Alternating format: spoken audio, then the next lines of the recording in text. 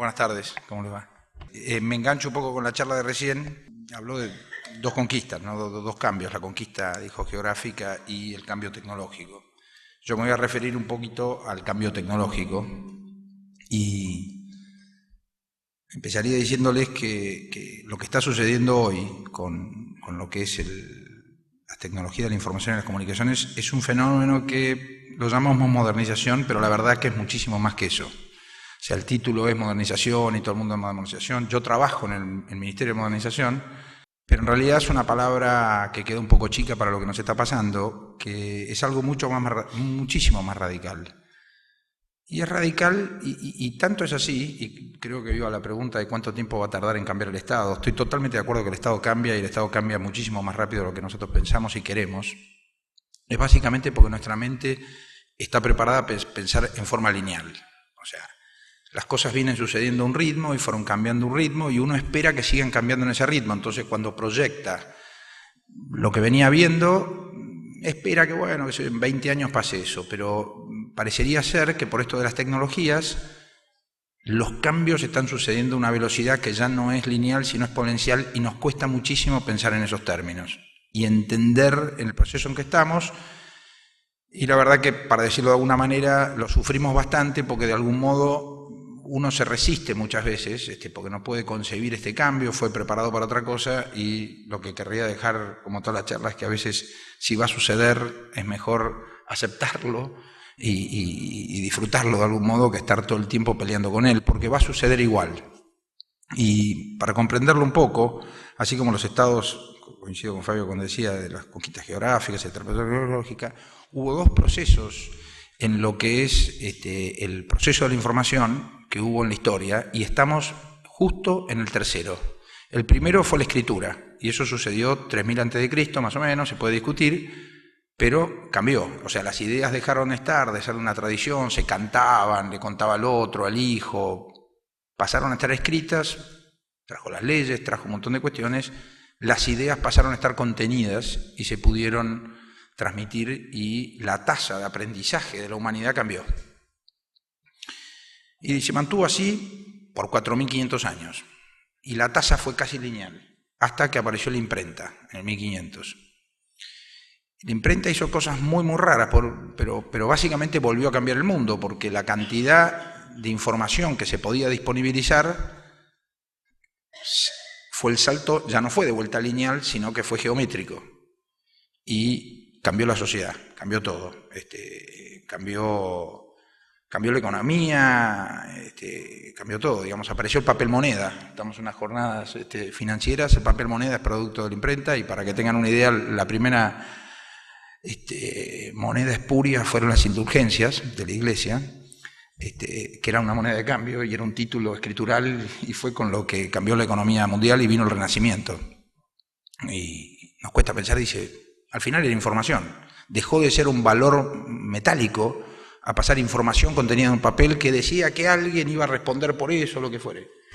Y finalmente fue un proceso estrictamente de información. Y después se mantuvo por estos 500 años igual.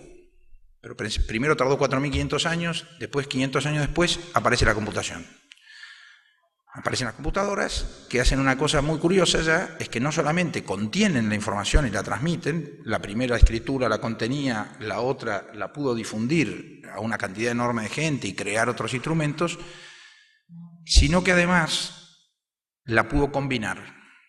Y de vuelta estamos en un proceso geométrico. El problema es que estamos justo empezando. La computación como tal podemos discutir, pero para IBM, digamos, que ha hecho libros y todo, tiene 100 años. Alguna forma de computación tiene 100 años, pero la verdad es que al público en general lo que ha transformado el mundo los últimos 40, y para los hogares y demás los últimos 20 años. Y por supuesto que la comunicación permitió la revolución de las comunicaciones también, y eso todo se potenció. Entonces, ahora que volvió la tecnología acá, traje algo que escribió Kevin Maney, que parece bastante bueno, porque es que lo que está pasando es una nueva corriente de la inteligencia. Y durante la próxima década esto va a adquirir realmente velocidad, ¿no? Esto va a... O sea, la tecnología va a modificar claramente el mundo como lo conocemos. Y esto tiene que ver con que la información está en todos lados. Lo único, antes no la podíamos captar, no la podíamos guardar, no la podíamos procesar.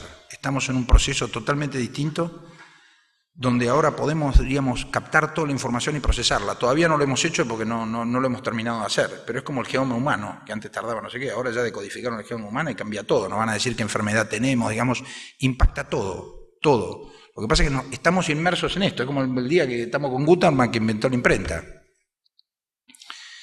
Y además Internet hizo que todo esto estuviera, digamos, de algún modo conectado y que esos datos se liberaran al resto del mundo y se combinaran, con lo cual además hay un efecto colaborativo en el mundo que está haciendo que ya no solamente la información es lo que uno lee y habla con lo que tiene, sino que en cierto momento la información se está disponibilizando a todo el mundo. Así que digamos, la tecnología libera los datos contenidos en el mundo, ¿no? Los expone. Y les diría, y lo pongo en el siguiente porque he ido un poco más rápido para no hacerlo aburrido, es que lo que vamos a experimentar es mucho más que una era de la tecnología, les diría que es una nueva era del pensamiento. Y la tecnología, la verdad, que lo posibilita. La tecnología nos está posibilitando que lleguen realmente nuevos pensamientos. Se están produciendo, los pensamientos nuevos son en general combinación de pensamientos anteriores, pero las combinaciones ahora son rapidísimas y se dan en todo el mundo. Un papel que ustedes escriben, que publican en Internet, no saben quién lo está leyendo en otro lugar del mundo, que junta dos cosas y está produciendo efectos increíbles. Y les diría que lo un poco curioso de todo esto, y lo voy a ir enganchando y voy a llegar a un tema un poco específico en particular, de alguna transformación tecnológica, solamente para referir a una, es que los gobiernos es como que se aislaron del proceso. Inicialmente los gobiernos tienden a ser como bastante conservadores y se aislaron. A mí me parece que los gobiernos actuaron un poco como si era algo que no iba a suceder. Y es imposible, es como remar contra la corriente, y entonces el desafío, les diría, que es pasar de ser estados bobos, estados que tienen una información tremenda, porque los estados tienen enormes volúmenes de información que no procesan, no disponibilizan, tenemos que hacer estados inteligentes. Hoy en día se habla mucho, y una de las direcciones que yo tengo en el gobierno es la dirección de ciudades inteligentes, se habla mucho de lo que es Smart Cities, y básicamente es esto, es captar información, es pensar la información de nuevo y encontrar soluciones nuevas. Básicamente porque la información antes no estaba disponibilizada, no se podía captar. Así que el desafío es reconvertir los gobiernos en gobiernos inteligentes, y estos gobiernos inteligentes, yo coincido con Fabio, el disertante anterior, que van a ser mucho más a nivel local, y que los gobiernos nacionales van a dar alguna pátina, pero se está dando todo esto de las ciudades, las combinaciones entre ciudades, municipios, mucho más cerca del ciudadano, y a la vez globalmente. Entonces es como un efecto que baja, pero por la vez se conecta con el mundo, y es un efecto mucho más de red. Entonces, la verdad es que tenemos que repensar los gobiernos todo el tiempo. Yo tengo ya 5 años en el gobierno y no, pero acá se hace así, el gobierno es así, y la verdad que yo vengo de otro lado y del mundo tecnológico, y un poco está bien, pero lo tenemos que repensar. No podemos seguir pensando que el Estado va a estar aislado de este proceso. Realmente, de vuelta, como dije antes, es remar contra la corriente, es algo, creo, que lo desgasta todos los días. Ahí la pregunta bien es por dónde empezar. Uno dirá, bueno, está todo, ¿por dónde empiezo? Entonces, yo diría que, y en algunos lados se ha hecho, por informatizar todos los procesos del gobierno. Los procesos del gobierno, salvo, y ahí viene el gobierno central o los gobiernos locales, además de prestar algunos servicios, la basura o asfaltar además, básicamente tienen millones de procesos que solamente son información, que le brindan al ciudadano, que eso podría ser un subsidio, básicamente le da plata, pero es información. Y la mayoría de los procesos del Estado son meramente de procesos de información, o sea, los podemos pensar en cierto punto operativo, pero son procesos donde uno maneja información. Y entonces habría que informatizar todo el gobierno. Cualquier proceso que conocemos es informatizable. Y después, una vez que esa información la obtenemos, lo que uno debiera hacer hoy, en un mundo más moderno, es disponibilizarla. Hasta ahora los gobiernos no han disponibilizado la información, publican información, tienen un boletín oficial, sacan estadísticas y demás.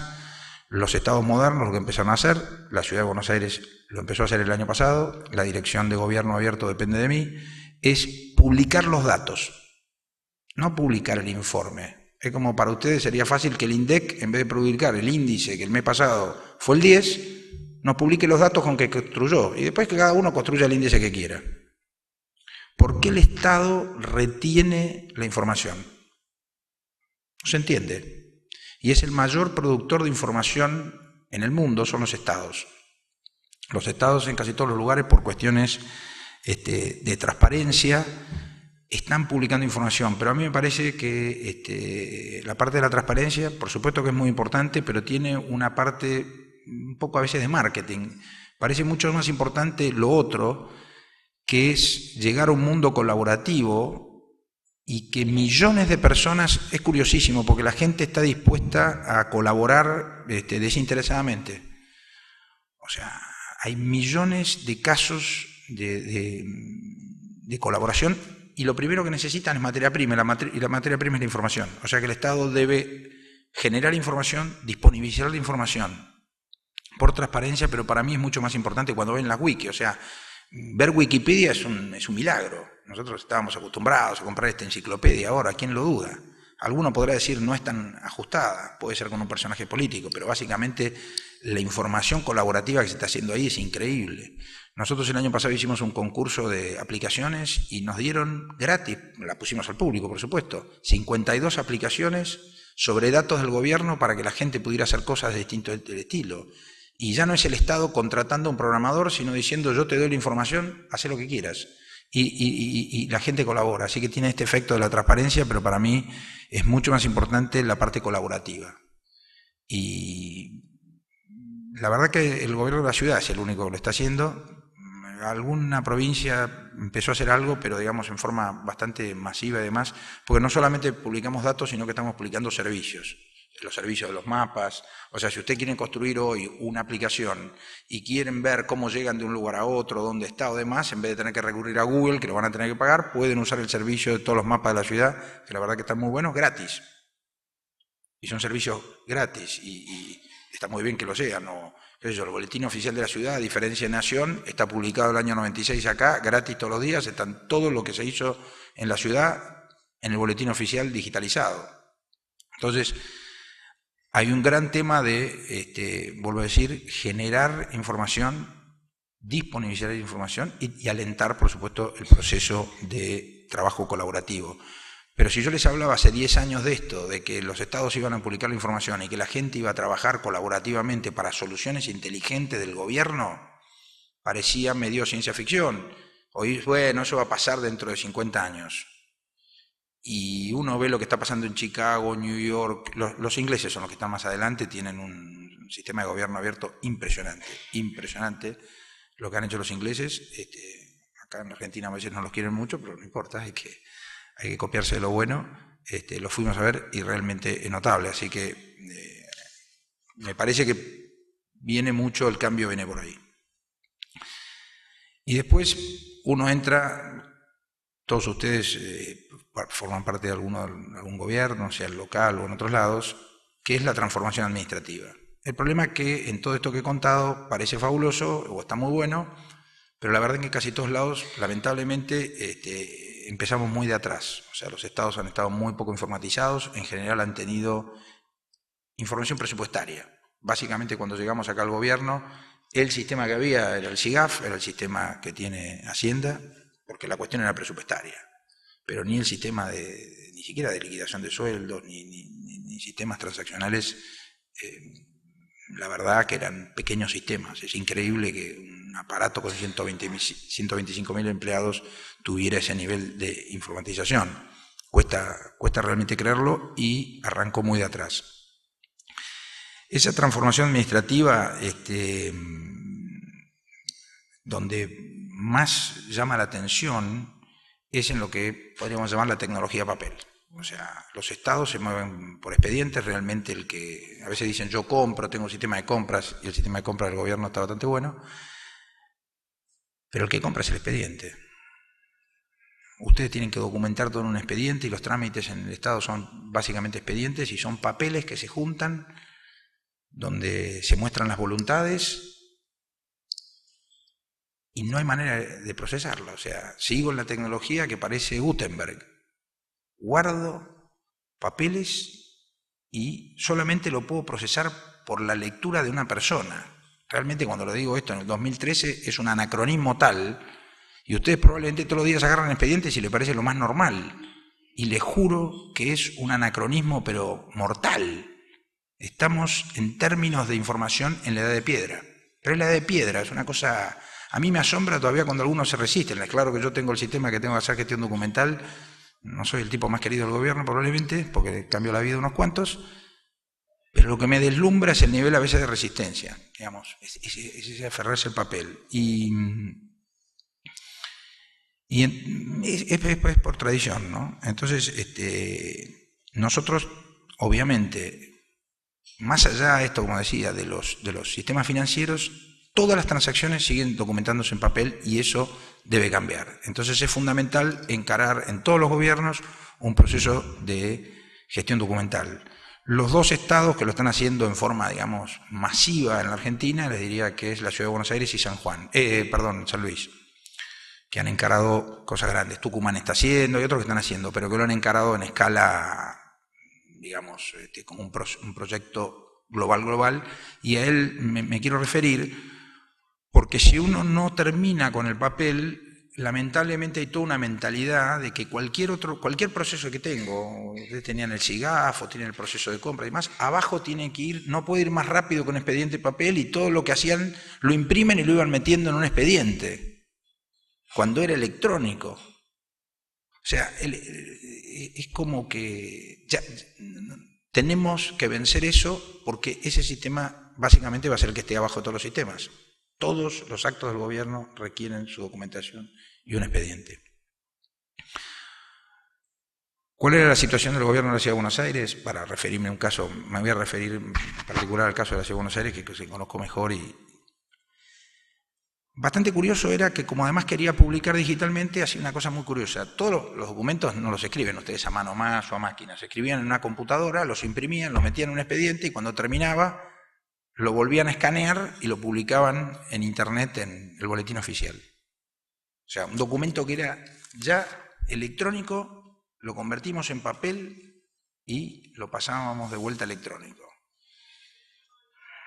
La verdad que cuesta pensar de que eso es una buena idea, y entonces el secreto era cómo eso que ya es electrónico, le doy validez legal, lo firmo, lo guardo, hago que tramite.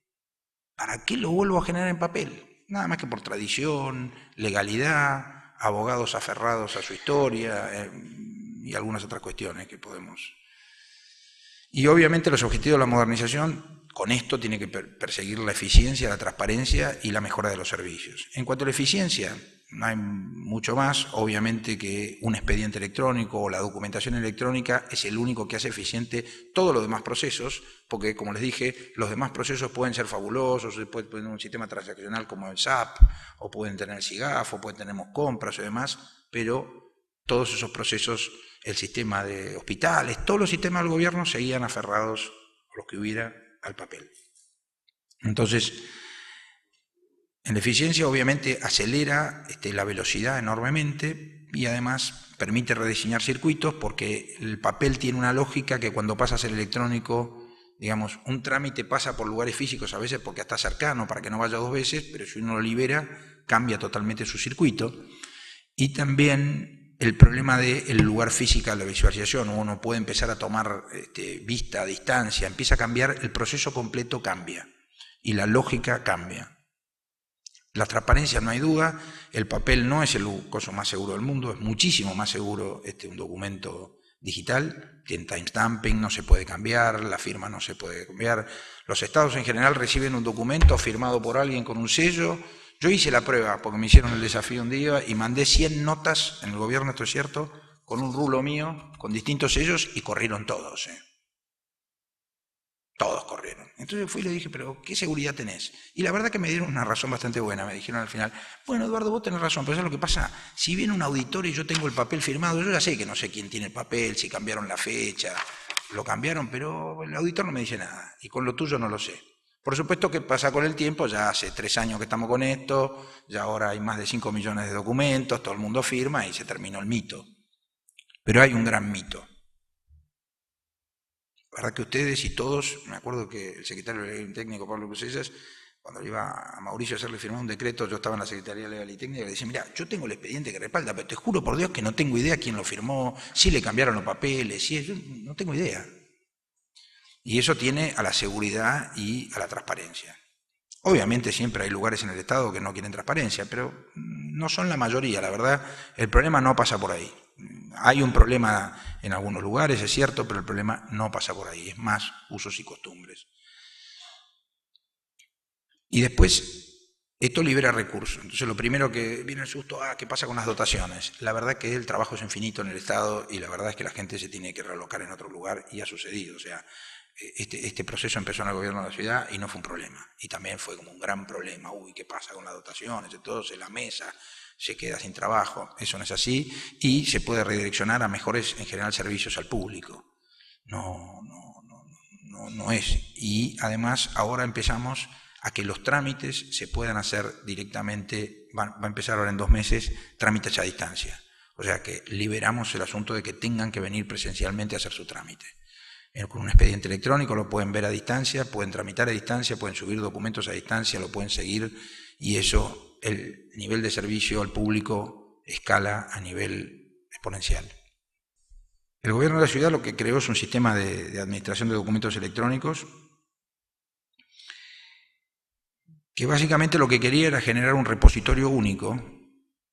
Y esta es una idea bastante novedosa respecto a los sistemas de gestión documental que vimos antes de adquirir este o desarrollar este, porque no es que lo adquirimos, respecto a otros lados. Básicamente lo que hicimos, y es a lo que quería hablar hoy bastante conceptual, es desenganchar el documento del trámite. Si uno ve los trámites, muchas veces el camino por donde va se refiere a cómo quieren producir el documento que tiene que firmar, por ejemplo, un funcionario. No por dónde hay valor agregado. Porque en verdad eso debería ser un camino distinto de cómo se genera el documento, de dónde va. Pero como la información la tiene en un expediente que está pegado, le van pasando el expediente a una persona que tendría que escribir algo al respecto, cuando en realidad el expediente tiene que estar en el lugar del trámite. Y si uno puede ver ese expediente de otro lugar, lo único que le importa es cómo construye el documento. Esto lleva a que son 2 procesos separados. Entonces, por un lado decíamos, tenemos que crear algo, que ese documento que era electrónico se convierte, le dé validez legal, o sea que yo lo pueda firmar, guardar y poner en un lugar para que ese documento pueda estar después en cualquier trámite, en cualquier expediente, en cualquier registro y demás. El documento pasa a ser algo individual, que se sube o no un expediente. Inclusive podría ser un documento por si lo quiero usar dentro de un año. En muchas cosas que vean de expediente electrónico es como que el propio expediente genera sus documentos. Lo que hicimos es algo totalmente distinto, que es un generador de documentos por un lado y tramitadores por el otro, o registros y legajos por otro. Y las 3 cosas desenganchadas, pero con una cosa común, que era este repositorio único de documentos oficiales. Y que después los vinculo. Entonces, en tal sentido, se construyeron, como pongo acá, 2 workflows.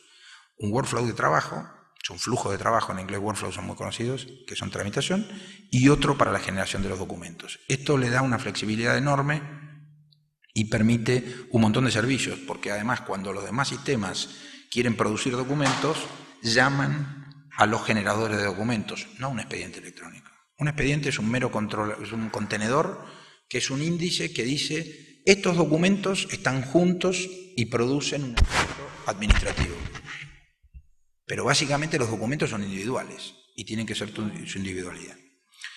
En casi todos los sistemas de gestión documental que van a ver, los documentos solamente existen dentro de ese expediente, es como una numeración propia del expediente, y esto tiene una rigidez tremenda.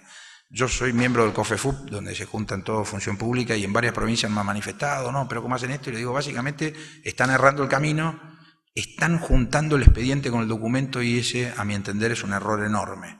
Tienen que pensar en términos de cómo darle legalidad a algo, como harían con un papel, y después ven dónde lo ponen. Un papel lo pueden firmar 20 veces, sacar fotocopia y ponerlo en 82 lugares. Esto tiene que representarlo de forma igual. Así que hicimos un modelo de tramitador abierto, porque también ir a cada lugar y ver por dónde va a pasar, como el Estado es muy distinto, aún en los distintos ministerios, para un mismo proceso es complicadísimo, así que le permitimos que vaya por diferentes caminos, que vayan eligiendo los caminos. Y asimismo, como les dije, toda esta gestión documental podía ser parte también, no solamente de un expediente, sino de un registro, de un legajo, y ahora estamos viendo el registro civil, que no hace otra cosa que generar documentos. Básicamente genera actas que son documentos, el registro civil está entrando ahí, el registro de la construcción, todo el sistema de planes sociales los estamos metiendo ahí adentro, que realmente son legajos iniciales, y después tramitación, una tramitación. Todos tienen algún trámite con información, pero sobre todo tienen documentación respaldatoria, producida digitalmente o en algún caso, si no queda otra, se escanea de afuera. Así que, como les dije, también permite la tramitación a distancia de los ciudadanos y esto que les expliqué recién, les voy a hacer un pequeño gráfico, tengo 3 por las dudas que después me hacían una pregunta, pero entiendan que esto es como un esquema de un doble workflow de trabajo. Por un lado, uno tiene el expediente típico, que uno tiene una tarea y pasa a una tarea segunda, y después uno tiene que generar un documento. Bueno, muchas veces uno llega a la segunda tarea, tiene que generar un documento, y nosotros tenemos un modelo de que siempre hay un asignador, después hay un productor, el que escribe esto, o sea, alguien pide a otra persona que escriba, gente que lo revisa, y probablemente lo revisa con gente que le va a mandar el expediente probablemente hacia adelante. E inclusive podría ir a 2 etapas adelante para no mandar un documento que después no van a estar de acuerdo y empieza a volver. Y uno, al manejarse por el workflow que tiene del que fabrica el documento, avanza, digamos, en el trámite. No necesita estar atado a que el expediente se mueve, porque los que están en la tarea 3 o 4, si uno le da el número de expediente y le da habilitación, lo pueden ver, porque el expediente dejó de estar en un lugar, el expediente se puede leer de cualquier lugar. Hasta aún podría volver para atrás, ir a otra repartición o ir a la tarea 1 y finalmente cuando uno cree que está bien, se lo da al firmante, que siempre hay un firmante, vuelve a la tarea 2, después sigue en la tarea 3 y la tarea 4. Y ahí tienen, les mostré que esto que les decía, que son 2 problemas. El propio trámite que uno debiera decir a qué lugares tiene que ir porque jurídicamente corresponde y le va a agregar valor porque tiene que controlar algo, hacer algo, y todo el proceso de generar un documento. Que inclusive muchas veces me dicen, no, pero el expediente tiene que ir porque le tengo que pedir un dictamen a la Procuración.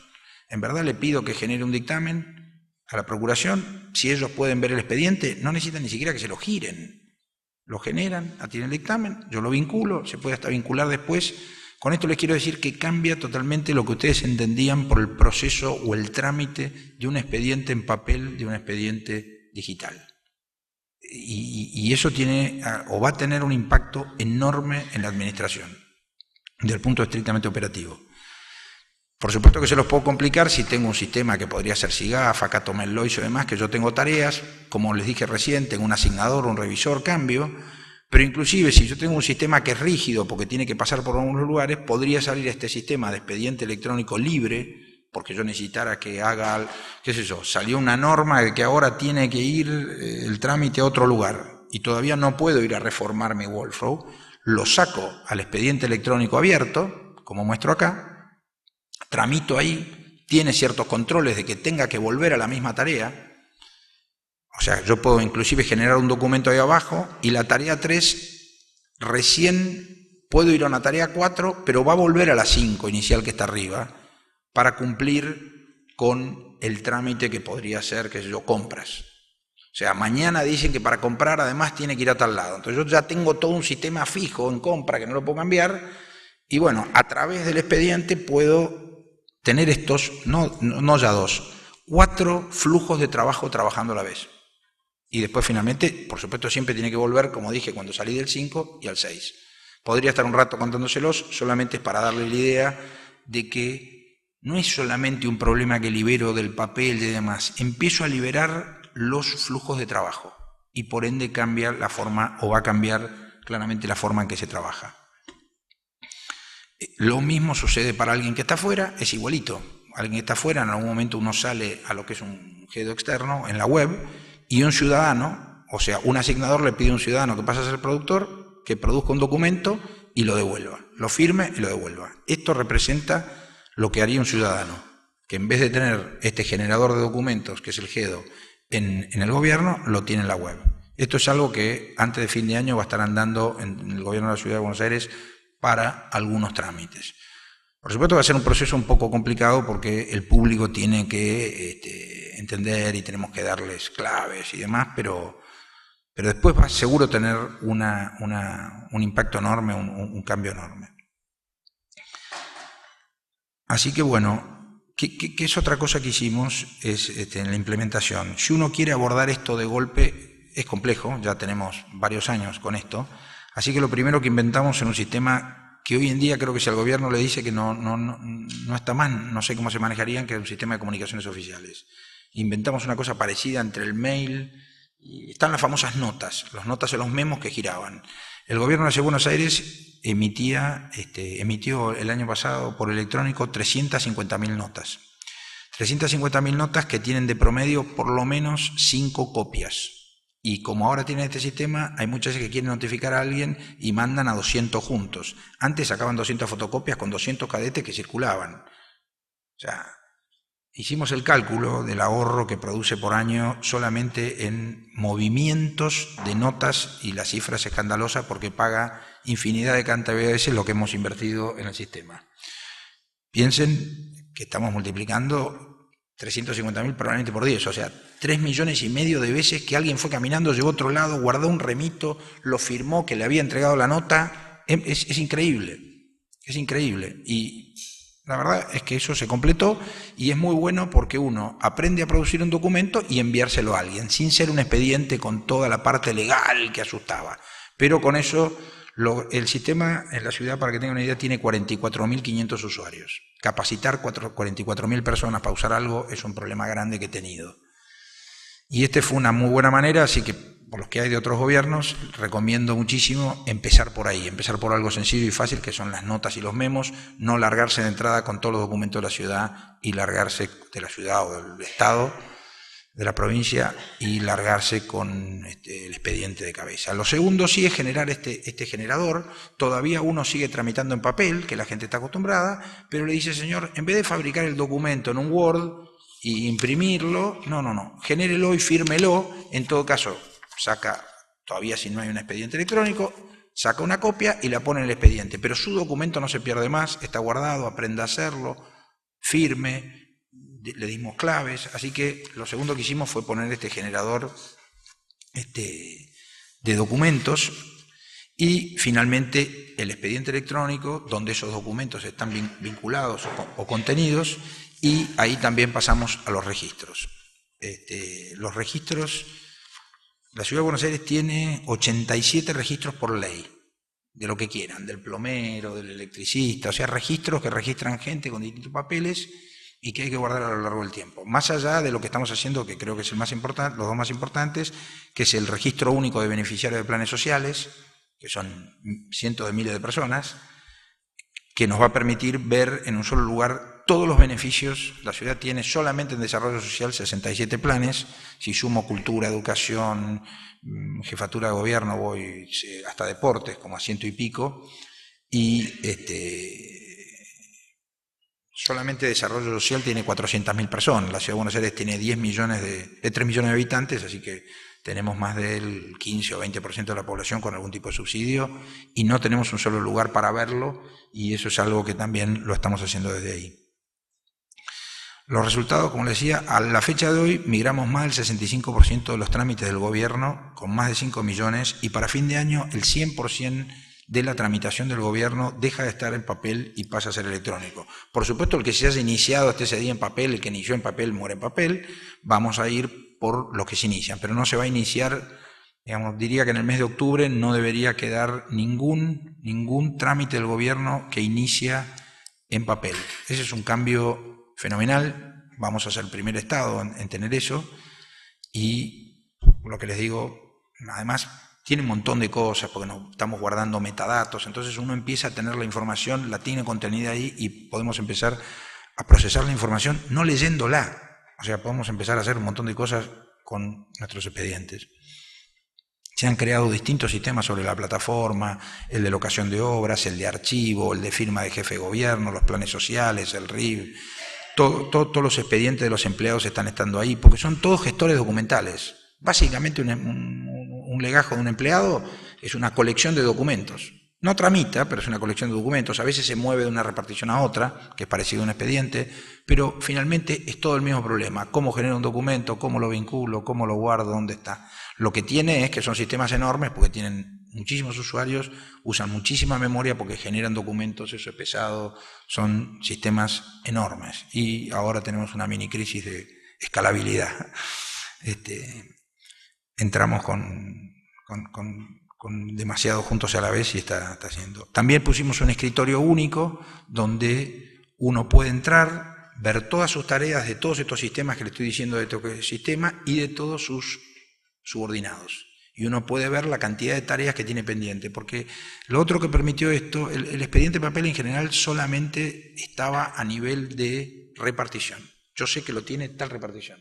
Ahora uno sabe qué persona lo tiene. Y cada jefe todo el tiempo, todos los días, puede ver la cantidad de trámite que tiene pendiente cada uno de sus empleados. Y, por supuesto, que el sistema permite que uno se los aboque o los redireccione a otros, rebalancee tareas, libera todo, cambia la forma en que conocimos. Se está creando esto para estos 80 registros y les digo que el único que me falta, que es 15 del 6, porque es la fecha que se puso por problemas más que todo operativos, todos los funcionarios del gobierno están firmando electrónicamente, inclusive los ministros, y me queda el jefe de gobierno el 15 del 6, inclusive los decretos. O sea, ya no hay documentos del gobierno que no sean firmados electrónicamente. El único que tiene validez es electrónico. El gobierno de la ciudad, el 15 del 6, con el último el jefe de gobierno, deja de usar firma hológrafa. Las conclusiones, bueno, que las administraciones públicas son las organizaciones que mayor cantidad de documentos generan. No hay ningún otro lugar, tal vez los bancos y las compañías de seguros, pero básicamente porque están reguladas por el Estado, así que los obligan a hacer lo mismo. Esto es una necesidad y es una realidad, está funcionando en muchísimos lugares, está funcionando en la ciudad, no es algo que no se puede hacer, sí se puede hacer. Hubo gran escepticismo, pero sí se puede hacer. Tiene resultados inmediatos, son sustentables, se paga solo. La verdad, el cambio que produce es extraordinario y no hay motivos. Y bueno, lo que sí les diría es que este cambio de paradigma lo que requiere es un grupo de gente, mucho tema legal, mucho tema funcional, problemas tecnológicos y problemas de implementación. Y son como 4 problemas y 4 equipos que hay que atacarlos a la vez. Si uno no cambia la parte legal, si uno no cambia los funcionales, por lo que yo le decía de cómo es, si uno no cambia las tecnologías y no encuentra la manera de implementarlo, es tan grande que se ahoga, por lo que yo le decía, tener 44.000 usuarios y lograr que en todos los lugares tengan conectividad, computadoras, en muchos casos escáner para que levanten. Pero la recomendación siempre que doy es pongamos el carro delante de los caballos. Si uno espera tener todo en línea para que eso suceda, no sucede nunca. Entonces, uno cuando pone el carro un poco adelante y bueno, después cada una de las reparticiones de algún modo termina comprando la computadora, en la necesidad mejora la conexión. El crecimiento es muy doloroso por eso, porque son organizaciones tan grandes que es muy difícil alinearlas y poner todo junto, pero les diría que no queda otra. Si uno quiere tener que esté todo y todo fabuloso, ahora tengo el tema de las escuelas, ¿no? Que hay 800 escuelas que ahora están conectadas y tendrían que empezar a sus trámites ahí. Y bueno, hay que ir a capacitar 800 lugares a la vez y son temas, estos son los que le cuento de implementación, que las 4 patas, digamos, para los que no están en el gobierno y son de otros lados, son 4 patas que se atacan de formas distintas. Así que el cambio debe ser simple y escalable, y para ello hay que centrarse, como les decía, en el documento y en el contenedor. Centrarse muy en el documento, cómo se forma un documento, cómo se hace un documento, cuáles son los atributos del documento. El sistema tiene 15 atributos y tiene controles de todo tipo, si el documento es reservado, si lo firma una persona, puede firmarlo hasta 15 personas a la vez, o si hay firmas conjuntas, cómo se representa todo lo que es crear un documento en el Estado. Y, como les dije al principio, este es el sistema que corre por debajo de todos los sistemas. Si uno no pone gestión documental, no existe la verdadera tramitación electrónica de ningún otro sistema. No existe, porque van a seguir teniendo un expediente papel que los va a estar frenando y no liberando de lo que es la tecnología de la imprenta de Gutenberg. Así que eso es todo. Muchas gracias.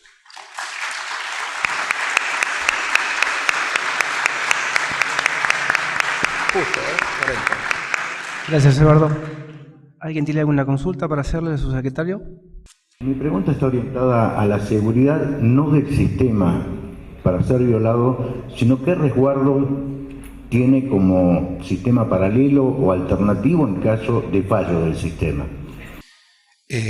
Va por dos lados. En cuanto al resguardo, lo que tiene es un sistema común de backup, igual que todo lo demás, donde tiene discos espejo, donde no solamente uno está grabando en un lugar, sino está grabando en 2 lugares más. O sea, esto en línea, para que no se pierdan las cosas y demás, tiene 2 RAIs a espejo. En cuanto a sistema de contingencia, no hay ninguno. Decidimos que si poníamos uno, nunca íbamos a matar el papel. Es lo mismo que los bancos. O sea, los bancos tuvieron sistema de contingencia durante un tiempo, pero uno llega a una sucursal, si el sistema no anda, no le pagan. Y jurídicamente el banco tiene obligación de pagar. Ustedes, si ustedes llegan con un cheque, tiene obligación el banco de pagarle, pero hoy el cajero le dice: mire, señor, no le puedo pagar. Y esto es lo mismo. O sea, yo estuve en bancos y estuve en seguros, ¿no? Y cuando se tomó esa decisión fue esa. El Estado, si se corta la luz, no va a trabajar más. No, o sea, cuando uno entra en eso no puede tener backup, y hay todo un debole ahora de algunos que son en la agencia de control y no, pero yo tengo... Mirá, como dijo el secretario legal y técnico alguna vez, porque venía el del hospital, ¿no? Siempre nos sale: yo soy el director del hospital y si no puedo firmar la disposición para sacar un enfermo, que sé yo, y se me muere. Y entonces el secretario le dijo: mirá, vamos por partes. Si se está para morir el tipo, agarras un pedazo de papel, lo firmás y después ves cómo lo regularizás. No hace falta que venga y te lo diga. Digamos, va de suyo. El sentido común no hay que nunca eliminarlo. Ahora, un sistema de contingencia donde sería libros, registrales y todo lo que teníamos en paralelo, les digo, si hacen eso, esto no sucede. O sea, este es un camino, va para un lado, se corta la luz, y justamente ahora que hemos crecido en 200 trámites a la vez, y vino inundaciones, y hubo algunos problemas de que con la importación nos llegaron unos discos y demás, y escalamos demasiado rápido, estamos teniendo unos problemas de concurrencia al mediodía medio fuerte con el sistema, y pido disculpas para todos los que sean usuarios del sistema acá, y que al mediodía entre 11 y 3 de la tarde no están dando ni rápido ni bien. La semana que viene, para el viernes, debería funcionar mucho mejor. El fin de semana estamos recibiendo un montón de cosas, estamos migrando otros equipos, una categoría, crecimos más rápido de lo esperado, pero se crece así y no hay otro camino, les juro que no hay otro camino. Sí tiene mucho resguardo de que ningún documento se pierda, eso sí, pero si no anda, no se trabaja.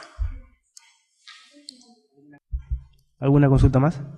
Como usuaria me parece muy interesante formar parte de esta transformación, pero en el día a día realmente el tema de la conectividad, el tema de que los sistemas están lentos, Sí. el tema de recién nosotros ahora hace poco estamos teniendo todo el equipo de trabajo computadoras actualizadas, estábamos con tecnología muy vieja, Sí. Entonces en el día a día realmente es bastante complicado. Se hace duro, sí, definitivamente, y eso va a lo que yo dije, que lamentablemente por el tamaño y por el tamaño de la organización y por su propia naturaleza de cómo es el Estado, que es muy horizontal, yo no he ido menos de 20 veces a reuniones de gabinete, a hablar con los ministros de lo que venía, de lo que tenía que hacer, de que le tenían que dar bola al equipamiento, de que tenían que esto y lo otro, y les soy sincero, cada uno tiene sus propios, de salud, está con su problema de salud, qué sé yo, y le parece que no va a llegar.